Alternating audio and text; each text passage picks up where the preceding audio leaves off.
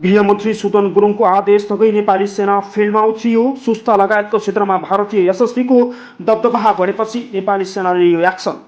नेपाली सेना सुस्ता पुगेपछि भारतीय यशस्वीको टोली पछि हट्यो। नेपाली सेनाले भन्यो, नेपाली भूभागमा अब तपाईँहरू आउन छाडिदिनुहोस्। प्रधानमन्त्री बालेन्द्र शाहको भारतलाई स्पष्ट सन्देश, नेपाली भूभागमा तपाईँका सेना पठाउन बन्द गर्नुहोस्। रोटी र बेटीको सम्बन्धको अन्त्य सेनाले नै गर्न सक्छन्। नेपाली सेनाले लियो अहिलेसम्मको ठुलो एक्सन। कसरी लियो यति ठुलो एक्सन? नेपालका कुन कुन सीमा क्षेत्रमा नेपाली सेना परिचालन भयो त? नेपालको कुन कुन सिमानामा पुगेर नेपाली सेनाले लियो एक्सन? यो रोज पुरा भिडियो। यस्तो छ वास्तविकता। दर्शकबिन, हामी सुरु गरौँ आजको मुख्य विषयवस्तु सुरु गर्नुभन्दा पहिला तपाईँ हाम्रो च्यानलमा नयाँ हुनुहुन्छ भने च्यानललाई सब्सक्राइब गर्नुहोला। हाम्रो भिडियो कहाँबाट हेर्दै हुनुहुन्छ र हाम्रो भिडियो कस्तो लाग्छ जस्ताको तस्तै प्रतिक्रिया दिन भने नबिर्सनुहोला। नेपालको कालापानी लिपुलेख लिम्पियाथुरा क्षेत्रमा भारतीयको हरकत बढेसँगै नेपालका सुस्ता लगायतका क्षेत्रमा पनि भारतीय यशस्वीको टोलीको हरकत बढिरहेको छ। यसैबीच बालेन्द्र सरकारले सुस्ता लगायतका क्षेत्रमा नेपाली सेना हटाएर ठिक गर्यो भन्नेहरूले यस लेख्नुहोला। सशस्त्र प्रहरी बलले नै काम गरिरहेको थियो भन्नेहरूले, नहटाएको भए पनि हुन्थ्यो भन्नेहरूले नलेखेर कमेन्ट गर्नुहोला।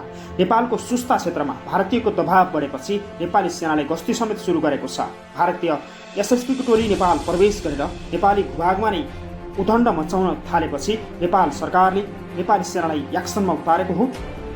सरकारले भारतसँग सीमा जोडिएका पश्चिम नवलपरासीको सुस्ता क्षेत्रमा सुरक्षा उपस्थिति बढाएसँगै अहिले छिमेकी राष्ट्र भारतमा हलचल मचिएको हो।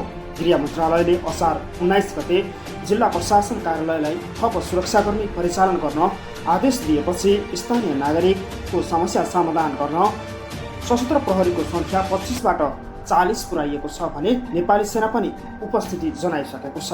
नेपाली सेनाले ब्यारेक बाहिर निस्किएर सीमा क्षेत्रको सुरक्षा गर्न थालेपछि स्थानीय बासिन्दाहरू खुसी भएका छन्।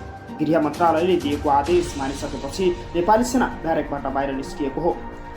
त्यसपछि नेपाली सेनाको टोलीले पनि स्थलगत निरीक्षण समेत गरिसकेको छ। सुस्तामा निर्माणाधीन तटबन्धको काममा करिब 1.5 महिना अघि भारतीय सुरक्षाकर्मी बल एसएसबीले नेपाली भूभागमै पुगेर निर्माण रोक्न चेतावनी दिएपछि यो विषय चर्चामा आएको थियो। भारतीय सुरक्षाकर्मी एसएसबीले नेपाली भूभागमा नै बन्न लागेको संरचना हटाउन दबाब दिएपछि नेपाली सेनाले एक्सन लिएको थियो। नेपाली सेनाले भन्यो, नेपाली भूभागमा नै बन्न लागेको संरचना हटाउने अधिकार कसैको पनि छैन। यो दुई देशबीचको सीमा सम्बन्धी समस्या हो र वार्ताको अवस्था अथवा वार्ताको माध्यमबाट मिलाउनुपर्छ। यसलाई ठुलो बनाउनु हुँदैन। नेपाली सेनाले भन्यो, हामी पनि त्यसका लागि अडिग छौँ, अडिग रहनेछौँ।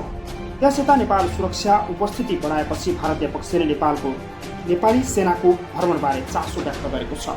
परराष्ट्र मन्त्रालयका अनुसार नेपालले उक्त टोली मनसुनजन्य विपद जोखिमको अध्ययनका लागि गएको जानकारी भारतलाई दिएको थियो। तर भने नेपाली सेना सीमा सुरक्षाका लागि नै गएको त्यहाँका स्थानीयहरूले बताएका छन्। यसैबीच सुस्ताका स्थानीयले सुरक्षा सुदृढ गर्न, नागरिक वितरणको समस्या समाधान गर्न र नागरिकतालाई कसरी हुन्छ अगाडि बढाउन राज्यको उपस्थिति प्रभावकारी बनाउन माग गर्दै सरकारको ध्यानाकर्षण समेत गराएका थिए। नेपाली सेनाले सिमानामै पुगेर सुरक्षा दिन थालेपछि स्थानीय बासिन्दाहरू खुसी भएका छन्।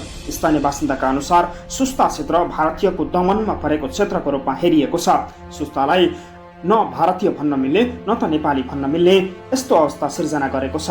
पहिलाका सरकारहरूले यो कदम चाल्न नसक्दा यस्तो अवस्था सिर्जना भएको पनि त्यहाँका स्थानीयले बताएका छन्। स्थानीयका अनुसार नेपाली सेना गएर उक्त ठाउँमा सुरक्षा अथवा रेखी गर्न सुरु गरिसकेपछि स्थानीयहरूले आनन्दको निद्रा समेत निदाएको बताएका छन्। सशस्त्र प्रहरी बल आएर घरमा नै हप्काउने जस्ता काम गरिरहेको र यो अवस्था सिर्जना भएको पहिलाको सरकारले नै यस्तो काम गरेको उनीहरूले यो चेतावनी समेत दिएका छन्। नेपाली सेनाले हवाई गस्ती समेत सुरु गरेर उक्त ठाउँको रेखी गरेको छ, सुरक्षा दिएको छ र नेपालका प्रत्येक सिमानामा नेपाली सेना परिचालन गर्ने विषयमा सरकारले पनि ठोस कदम चाल्ने बताएको छ। सुस्ता क्षेत्रमा मात्र नभई नेपालको कालापानी क्षेत्रमा पनि नेपाली सेनाले गस्ती सुरु गर्ने बताएको छ। कतिपयले नेपाली सेना ब्यारेकभित्र नै बसेर आफ्नो तलब भत्ता खाइरहेको भन्ने आरोप लगाएका बीचमा यो अवस्थाले नेपालको शान्ति सुरक्षालाई अझ मजबुत बनाएको छ। भारतको हेपाहा प्रवृत्तिको अन्त्य हुने लगभग पक्का भएको छ। सशस्त्र प्रहरी बलले सीमा क्षेत्रमा सुरक्षा गरिरहेको थियो। सीमा क्षेत्रको सुरक्षाको प्रत्याभूति नेपाली सेना गएपछि अझ धेरै मात्रामा बढेको छ र सशस्त्र प्रहरी बलले पनि दिन प्रतिदिन नेपालका प्रत्येक सीमा सुरक्षामा आफ्नो बलबुताले भएसम्म सुरक्षा दिने काम गरिरहेको छ। भारतीयको दमन र अत्याचार विरुद्ध लड्न नेपाल सरकार अडिग भएको छ। ग्रेटर नेपाल सम्म फिर्ता गर्ने चेतावनी भारतलाई दिइरहेको अवस्था छ। नेपाल र भारत बीचका सम्पूर्ण सन्धि र सम्झौताहरू समेत खारेज हुने अवस्था सिर्जना हुन सक्ने पनि चेतावनी दिएका छन्। अहिले भारतीय मिडियाहरूमा यस्ता हेडलाइन भनिरहेका छन् नेपालले भारतलाई पनि दबाब दिन थाल्यो। कि नेपाल सानो देश भएर भारतलाई दबाब दिन सक्दैन त? आफ्नो हक र अधिकारसँग लड्न सक्दैन? नेपाल पक्कै पनि अडिग भएर लड्न सक्छ। नेपाली सेनासँग त्यो क्षमता र त्यो आत्मविश्वास साहस छ। नेपालको भूभागमाथि कसैले पनि धावा बोल्न खोज्छ भने त्यो नेपाली जनतालाई सह्य हुँदैन। यदि बोर्डरका सीमा सुरक्षामा यदि नेपाली सेना नै जान सक्दैन भने पनि त्यहाँका स्थानीय बासिन्दाले आफ्नो सीमा सुरक्षा गरिरहेका हुन्छन्, सीमा सुरक्षा गरिरहेकै छन्। पूर्वी तराईका क्षेत्रहरूमा पनि भारतीयहरूले दमन गरिरहेको विषयलाई अहिले चर्चामा ल्याइएको छ। भारतीयहरूले नेपालको क्षेत्रमा नै प्रवेश गरेर तटबन्धहरू फुटाउने, नेपालीहरूको बालीनाली नष्ट गर्ने, नेपालीहरूको लगाएको तारबारहरू भत्काउने खालका नकारात्मक प्रवृत्तिहरू भारतीय पक्षले देखाउँदै आएका छन्।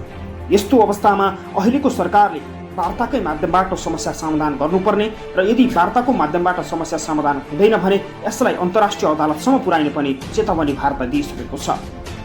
केही समय अगाडि गृहमन्त्री सुदन गुरुङ बारा र पर्साका क्षेत्रहरूमा पुगेर स्थानीय बासिन्दालाई भनेका थिए, तपाईहरू ढुक्क हुनुहोस्, नेपाली भूभागमा कसैले पनि धावा बोल्न सक्ने छैन। नेपाली भूभागको अस्तित्व हामीले जोगाउनेछौँ। हामी त्यसैका लागि बनेको सरकार हो।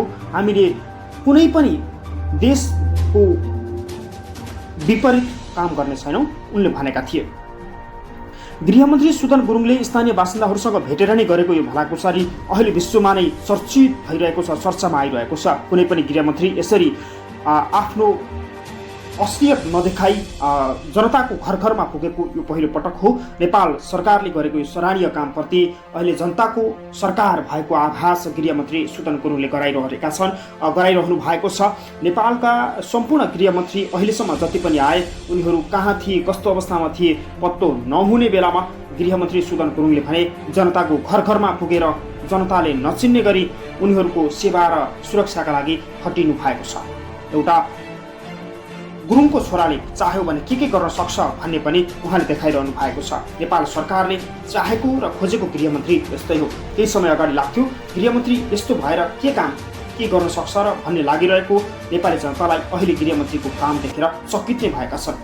प्रधानमन्त्री बालेन्द्र शाहले पनि नेपालको सीमा सुरक्षामा कसैले पनि धावा बोल्न नसक्ने चेतावनी दिनुभएको छ। गृहमन्त्री सुदन गुरुङले त पहिला नै भन्नुभएको थियो, हामी देशका लागि केही गर्छौँ भनेर आएको सरकार हो, हामीले गर्नुपर्छ र हामीलाई गर्न दिनुहोस्। उहाँले भन्नुभयो नेपालको भूभागमा शान्ति सम्झौता सुव्यवस्था कायम गर्ने हाम्रो अधिकार सुनिश्चित हुनेछ, उहाँले भन्नुभएको थियो। दर्शक आजको भिडियो कस्तो लाग्यो? भिडियो अन्तिमसम्म हेरेर सुनेर साथ दिनुभयो त्यसका लागि धन्यवाद। यस्तै नयाँ ताजा खोज अनि सन्देशमूलक भिडियो हेर्नका लागि मेरो पोखरा टिभी मिठो अनलाइन टिभीलाई सब्सक्राइब गरी हामीसँग जोडिनुहोला। तपाईँको बाँकी पल शुभ रहोस्। नमस्कार।